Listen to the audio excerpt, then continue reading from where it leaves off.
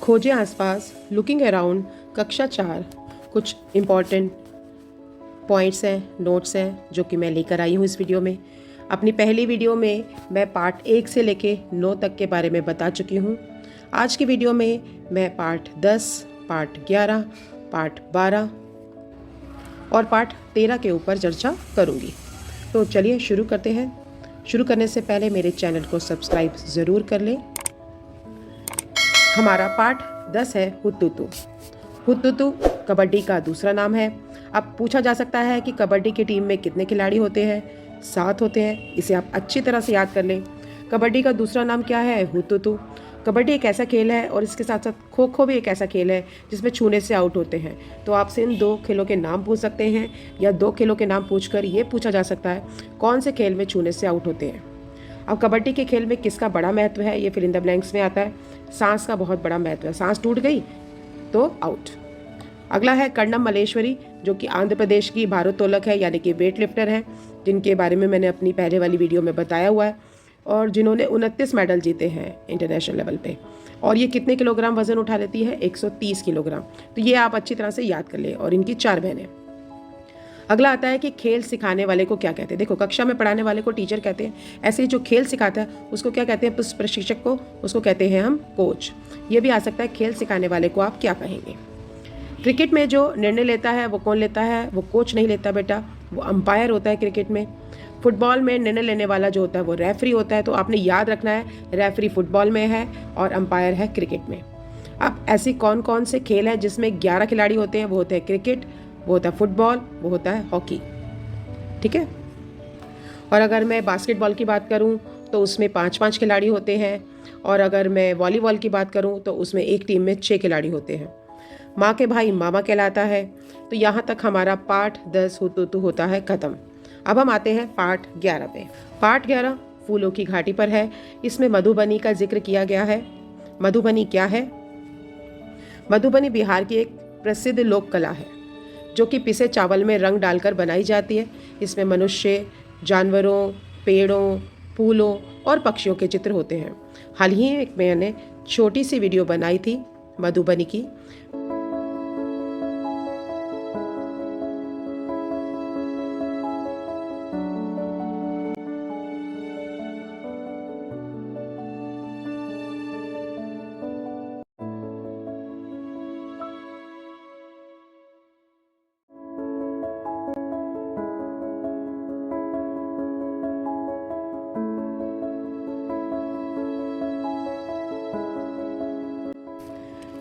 अगला हम आते हैं उत्तराखंड। उत्तराखंड अपने फूलों की घाटी के लिए प्रसिद्ध है। और ये कहाँ पर है? ये है नंदा देवी। ये है गंगोत्री यमुनोत्री के पास। अब हम बात करते हैं रात में खिलने वाले फूल। बेटा, जो रात में खिलने वाले फूल होते हैं, सबसे पहली बात, क्योंकि रात के समय सूरज की रोशनी नहीं होती है, कीटों को अपनी ओर आकर्षित करना होता है क्योंकि वो पॉलिनेशन करते हैं, जो कि फूल को बढ़ने के लिए बहुत ज़रूरी है। तो रात के फूलों की 2 विशेषताएं होती हैं। एक, पहली, इनका रंग अक्सर सफ़ेद होता है, क्रीम या सफ़ेद। और दूसरी, इनमें तीव्र गंध होती है। क्यों होती है गंध? जानते हो? ताकि कीट इससे आकर्षित हो सके, मधुमक्खियाँ इससे आकर्षित हो सकें, इसके पराग को चूसे और पिए और फूल को फल में बदलने के लिए मदद करें। तो अब हम जो रात के फूल दिखाते हैं आपको, इन सब में रंग जो होता है वो करीब करीब सफ़ेद है। जैसे चंपा का फूल है, आपने देखा होगा, चंपा सफ़ेद रंग की भी होती है और हल्की पीली भी होती है, गुलाबी भी होती है। चांदनी है, ये भी आपने अपने घर के आसपास देखा होगा, ये इसका फूल भी सफ़ेद रंग का होता है। रात की रानी सबसे ज़्यादा खुशबू देने वाला पौधा है। इसकी खुशबू बहुत तेज़ होती है, महक बहुत तेज़ होती है। चमेली, जैस्मीन, इसकी खुशबू भी बहुत तेज़ होती है, ये भी सफ़ेद रंग का होता है। रजनीगंधा, रजनीगंधा की डंडियाँ बहुत बड़ी बड़ी होती हैं और इसकी गंध बहुत ही मादक होती है। और उसके बाद आता है ब्रह्म कमल।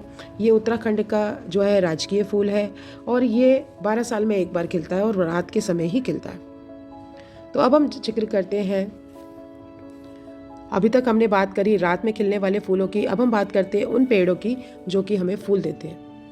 तो चलिए उन पेड़ों की भी सैर करते हैं। सबसे पहले हम देखेंगे कचनार का पेड़। आपको याद होगा मैंने पहले की वीडियो में भी बताया है, कचनार का जो पेड़ होता है उसके जो पत्ते होते हैं उसको बाइलोब होते हैं, 2 हिस्सों में टूटे होते हैं और कचनार के फूलों की सब्जी बनती है जो कि फरवरी में आता है या मार्च में आता है। दूसरा पेड़ जो है वो है हमारा गुलमोहर। गुलमोहर आपने ज़रूर अपने स्कूल के आसपास देखा होगा। जब गर्मियों में सारे पेड़ गर्मी के मारे झुलस रहे होते हैं तब ये अग्नि की तरह, आग की तरह हमें सड़कों पर इसके फूल दिखाई देते हैं और बिल्कुल सुर्ख लाल होते हैं। पीले रंग का भी गुलमोहर होता है, संतरी रंग का भी गुलमोहर होता है। तीसरा पेड़ है शमी का पेड़। आप में से कुछ बच्चे ऐसे ज़रूर होंगे जो अपनी टीचर के लिए इसके लिए फूल लेकर आते होंगे।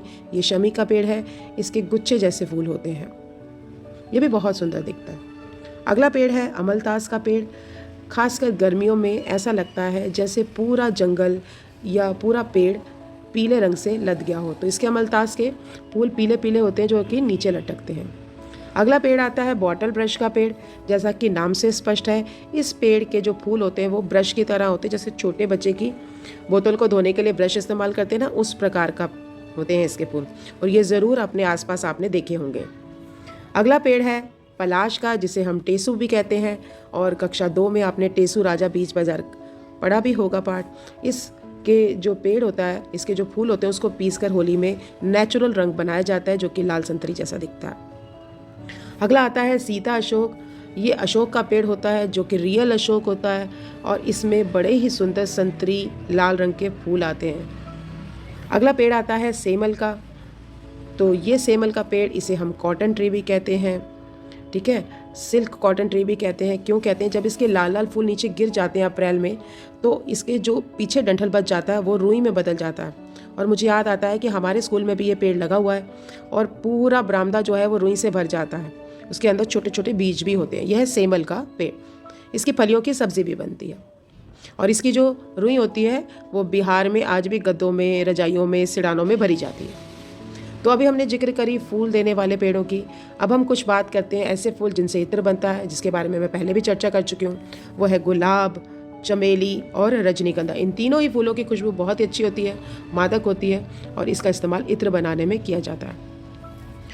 अगला है वो फूल जिनसे सब्जी बनती है। यह है कचनार, केला और सहजन। उत्तर प्रदेश का एक जिला है जिसका नाम है कन्नौज जिला। यहाँ पर बनता है इत्र, और इत्र बनाने की प्रक्रिया मैं ऑलरेडी अपने पहले के वीडियो में शेयर कर चुकी हूँ। तो यहाँ आपका पाठ 11 जो है वो होता है ख़त्म। अब हम आते हैं पाठ 12 पे। पाठ 12 की बात करूँ तो ये शुरू होता है बदलते परिवार से, बदलते मकान से। सोना गांव हरियाणा में है। ये पूछा जा सकता है कच्चा मकान किन चीज़ों से बनता है। आपने देखा ही होगा गांव में, अब तो गांव में भी कच्चे के बजाय पक्के मकान बन गए हैं। कच्चा मकान जैसा कि नाम से स्पष्ट है, इसमें लगती है मिट्टी, लकड़ी, पेड़ की टहनियाँ जैसे नारियल, ताड़ के, खजूर के जो टहनियाँ होती है उससे इस्तेमाल किया जाता है। और कच्चा मकान की एक और बात होती है, इसमें मंजिला मकान नहीं बन सकता। जैसे पक्का मकान है आपका 1 फ्लोर है, 2 फ्लोर, 3 फ्लोर आप बना सकते हैं, बट कच्चा मकान तो एक के ऊपर एक चढ़ाओगे क्योंकि वो पहले ही कच्चा है तो वो गिर जाएगा, ठीक है। तो टेम्प्रेरी मकान होता है ये। अगला हम आते हैं पक्का मकान। पक्का मकान जो होता है वो ईंट से, सीमेंट से, पत्थर से, लोहे से और आजकल तो कांच का भी इस्तेमाल होता है। ये मजबूत होता है और इसमें बहुत सारी मंजिलें बनाई जा सकती हैं। अब मकान बनने की बात हो रही है तो हमें कुछ हेल्पर्स की मदद भी लेनी चाहिए। जैसे बड़ाई जो है कारपेंटर, वो लकड़ी का काम करता है, फर्नीचर बनाता है। मेसन जो होता है वो राजमिस्त्री होता है, इसका काम होता है ईंट की चुनाई करना, एक के ऊपर एक ईंट रख के दीवारें बनाना, मकान का निर्माण करना। इलेक्ट्रीशियन बिजली वाला स्विच बोर्ड लगाता है, बिजली की मरम्मत करता है। प्लम्बर पानी की पाइप देखता है, ठीक करता है और उसकी मरम्मत करता है। तो इसके साथ हमारा आता है पाठ 12 खत्म। अब हम आते हैं पाठ 13 पे। पाठ 13, इसमें नदियों की कहानी है। हम नदियाँ पर्वत से निकलकर अपनी कहानी कहती हैं और अंत में सागर में जाकर ये काम पूरा करती है। यानी नदी का जन्म पहाड़ों से होता है, बर्फ़ पिघलने से या बरसाती नालों से, ढलानों से नीचे नदी बहती है, मैदानों में आती है और मैदानों से होती हुई अंत में नदी का अंत किसी झील में, तालाब में या मोस्टली समुद्र में होता है, ठीक है। अब जब नदियाँ पर्वतों से निकलती हैं तो बड़ी शुद्ध होती हैं, है ना, साफ़ होती हैं।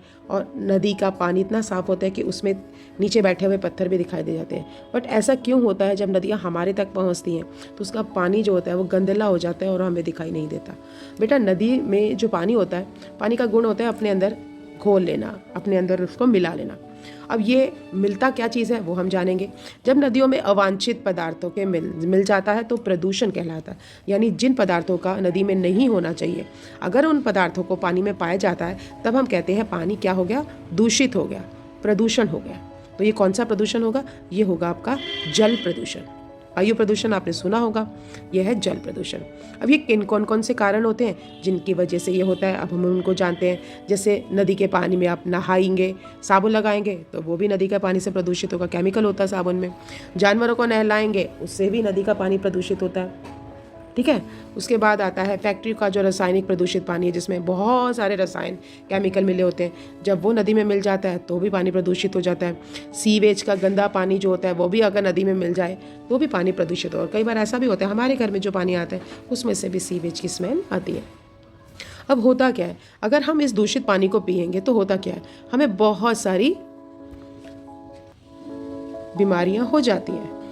कौन कौन सी बीमारियां हैं जो कि दूषित पानी पीने से होती हैं, ये भी आपको याद रखना है। जैसे कि पेचिश है, ठीक है, पेचिश को कहते हैं डायरिया, हैजा है जिसे हम कहते हैं कॉलरा, ठीक है, टाइफाइड है, मियादी बुखार है, ये भी गंदे पानी पीने से होता है या गंदे हाथों से खाना खाने से होता है। पीलिया बहुत जल्दी से फैलता है, जॉन्डिस, तो उसमें भी चेहरा पीला हो जाता है। तो ये सब दूषित पानी पीने से होने वाली बीमारियाँ। और बच्चों, हर जगह का पानी पीने लायक नहीं होता। ये नहीं आप अपने गाँव गए, वहाँ आपने अपने नदी देखी तो पानी पी लिया, तालाब देखा, झील देखी, उसमें बहुत सारी बातें हैं। पानी ढका हुआ होना चाहिए, पानी शुद्ध होना चाहिए, पानी में किसी प्रकार की मिलावट नहीं होनी चाहिए। अब हम पानी को शुद्ध कैसे करेंगे इसको हम जानते हैं। पानी को सबसे बड़ा जो आसान कारण है वो है उबालने से। जब हम पानी को उबालते हैं तो पानी के अंदर जितने भी बैक्टीरिया होती हैं, शुद्धियाँ होती हैं, तो वो दूर हो जाती हैं। उस पानी में हम फिटकरी डाल सकते हैं, उससे भी पानी शुद्ध, क्योंकि फिटकरी क्या करती है, पानी के अंदर जो रेत के कण होते हैं उनको भारी कर देती है और वो नीचे बैठ जाते हैं, पानी साफ हो जाता है। या हम पानी के अंदर क्लोरीन की गोली डालते हैं। अगर आपने क्लोरीन की गोली नहीं देखी तो अपने मम्मी या पापा से ज़रूर पूछना कि क्या वो पानी में, खासकर बरसात के समय पानी में क्लोरीन की गोली ज़रूर डाली जाती है। अब हम अगला बात करते हैं कि पानी एक ऐसा चीज़ है बेटा, पानी एक यूनिवर्सल सॉल्वेंट है। क्या है यूनिवर्सल सॉल्वेंट? जिसमें बहुत सारी चीज़ें घुल जाती हैं। सोचो, अगर पानी में कोई भी चीज़ ना घुले तो क्या तुम नींबू पानी पी पाओ? क्या तुम शरबत पी पाओ? क्या तुम चाय पी पाओ? बताओ, कॉफ़ी पी पाओ? नहीं पी सकते ना। इवन अब मुझे बताओ, तुम कैंपा कोला पीते हो, पेप्सी पीते हो, ये सब क्या है? पानी का ही तो रूप है और इसमें बहुत सारी चीज़ें घुली होती हैं। तो पानी एक ऐसा पदार्थ है जिसमें बहुत सारी वस्तुएं घुल जाती हैं। जो वस्तु पानी में घुल जाती है उसे हम घुलनशील कहते हैं। इंग्लिश में कहूँ तो सॉल्युबल सब्सटेंस कहते हैं। अब पानी में क्या क्या घुलता है इस पर चर्चा करते हैं। चीनी पानी में घुल जाती है ना, तभी तो पानी मीठा हो जाता है। नमक पानी में घुल जाता है तो पानी नमकीन हो जाता है। नील पानी में घुल जाता है तो नील वाला पानी होता है जिसमें हम सफ़ेद कपड़े डिप करते हैं। नींबू का रस जब पानी में घुल जाता है तो नींबू पानी जैसा आभास देता है। जलजीरे का पानी, इमली का पानी, फिर हल्दी भी जब पानी में घुल जाती है तो सब्जी में रंग आ जाता है। सोचो, अगर हल्दी पानी में ना घुले तो सब्जी अलग पड़ी रहेगी, हल्दी अलग पड़ी रहेगी। साबुन भी पानी में घुल जाता है, सिर्फ पानी में घुल जाता है और जिससे झाग बनती है और हमें रंग दिखाई देते हैं और हमारे कपड़े भी साफ हो जाते हैं। शरबत भी पानी में घुल जाता है। बट क्या सारी चीज़ें पानी में घुलती हैं? नहीं बेटा, कुछ चीज़ें ऐसी भी होती हैं जिनकी दोस्ती पानी के साथ नहीं होती है। तो चलो उनके बारे में जानते हैं। कुछ वस्तुएं ऐसी होती हैं जो पानी में नहीं घुलती हैं, जिनके साथ पानी की दोस्ती नहीं होती, जिन्हें हम अघुलनशील या इनसॉल्युबल सब्सटेंस कहते हैं। अब ऐसे कौन कौन से हैं? तुम चाहो तो थोड़ा सा पानी ले लो और उसमें ये सब चीज़ें घोल के देख लो। पहले तुम चीनी घोलो, नमक घोलो, नील घोलो, नींबू का रस, जो भी तुम्हारे घर में उसको जरूर घोल के देखना। हल्दी घोल के देखो, ठीक है। अब हम ऐसी कुछ चीज़ों की चर्चा करेंगे जो पानी में नहीं घुलती है, जिनकी दोस्ती पानी से नहीं होती। अब वो कौन सी? आटा। पानी में अगर आटा डालोगे, 2 मिनट चलाओगे, पानी ज़रूर धुंधला हो जाएगा, पर थोड़ी देर के बाद आटा नीचे बैठ जाता है। ऐसे ही दाल है, घर की दाल पानी में घुलती है? नहीं घुलती है, ठीक है। फिर रेत है, पानी में रेत डालो, 2 मिनट के लिए घोलेगी, गंदला पानी हो जाएगा, बट रेत नीचे बैठ जाएगी क्योंकि पानी हल्का है, रेत भारी है। पानी में तेल डाल के देखो, तेल हमेशा ऊपर तैरता है। आप चाहो तो ये छोटे छोटे प्रयोग आप घर में भी दे सकते हो। आप 1 चम्मच में पानी लो, उसमें 1-2 तेल की बूंदे डालो और देखो क्या हुआ, क्या तेल पानी के नीचे चला गया या ऊपर। अगला आता है पत्ता डाल के देखो, पत्ता भी पानी में नहीं घुलता। पेंसिल नहीं घुलती, स्टील की प्लेट नहीं घुलती, कटोरी नहीं घुलती, प्लास्टिक भी पानी में नहीं घुलता। इसलिए कभी भी प्लास्टिक की बोतल और प्लास्टिक के वेस्ट को, अगर आप नदियों के आसपास जा रहे हैं, समुद्र के पास जा रहे हैं, तो कभी ना फेंके, क्योंकि ये जो प्लास्टिक है घुलता तो है नहीं इसमें पानी में, तो ये मछलियों के मुंह में चला जाता है, उसमें कछुए फंस जाते हैं, बहुत सारे समुद्री जीवों को नुकसान होता है, ठीक है। अब मिट्टी का तेल है, इसकी बात करूँ तो ये भी पानी में नहीं घुलता। मोम पानी में नहीं घुलती। ये प्रयोग तो तुम आज ही कर सकते हो। अगर तुम्हारे घर में मोमबत्ती है उसको जलाओ, बट मम्मी पापा की प्रेजेंस में जलाना, और उसका मोम हल्का सा पानी के ऊपर गिरा के देखो क्या वो पानी में घुल रहा है। फिर उसके बाद हम पेट्रोल की बात करते हैं। तो पेट्रोल जो होता है ये भी पानी में नहीं घुलता। जानते हो, पानी में मोम तो नहीं घुलता, बट मोम किसी और चीज़ में घुलता है। जानते हो क्या? तुम्हारा जो अल्कोहल है ना, सैनिटाइजर, उसमें घुल जाएगा। मिट्टी के तेल में मोम घुल जाता है। तुमने देखा होगा कपड़ों पर कई बार दाग लग जाते हैं जिसे हम ड्राई क्लीन करने के लिए देते हैं। तो ड्राई क्लीन में क्या इस्तेमाल करते हैं? हम मिट्टी का तेल, पेट्रोल ही तो इस्तेमाल करते हैं जो कपड़ों पर से दाग हटाते हैं, क्योंकि चिकनाई वाले दाग गहरे होते हैं बच्चों। अगला है पानी की दो खास विशेषताएं। पानी जब जम जाता है उसका तापमान कितना हो जाता है? वो 0 डिग्री सेल्सियस हो जाता है। ठीक है, जैसे लंबाई को नापने के लिए हम लीटर का इस्तेमाल करते हैं, वजन को नापने के लिए किलोग्राम करते हैं, ऐसे ही बेटा गर्म और ठंडे को नापने के लिए हम सेल्सियस का इस्तेमाल करते हैं। तो सेल्सियस में जो सेल्सियस स्टार्ट होता है वो होता है 0 से। ठीक है, 0 से कम भी होता है तापमान। अगर आप किसी ठंडी जगह पर जाएंगे, शिमला में जाएंगे जनवरी के महीने में, तो तापमान वहाँ पर 0 से भी कम होता है। और 0 से कम तापमान को हम माइनस में लिखते हैं, -1, -2, -3। जितना तापमान ठंडा उतना ही माइनस बढ़ा। ठीक है, और गर्मियों में तापमान कितना हो जाता है? 42 डिग्री हो जाता है। जैसे आजकल तापमान जो है वो 31 डिग्री चल रहा है, 31 डिग्री सेंटीग्रेड। और पानी कितने डिग्री पर उबलता है? पानी 100 डिग्री सेंटीग्रेड पर उबलने लगता है। तो ये हुआ आपका पाठ 13। इसमें बहुत सारे प्रयोग आए। इन सभी को आप अपनी कॉपी में लिखो। मिलेंगे अगली वीडियो में अगले पाठों के साथ। मेरे चैनल को सब्सक्राइब करना और वीडियो को लाइक करना मत भूलना।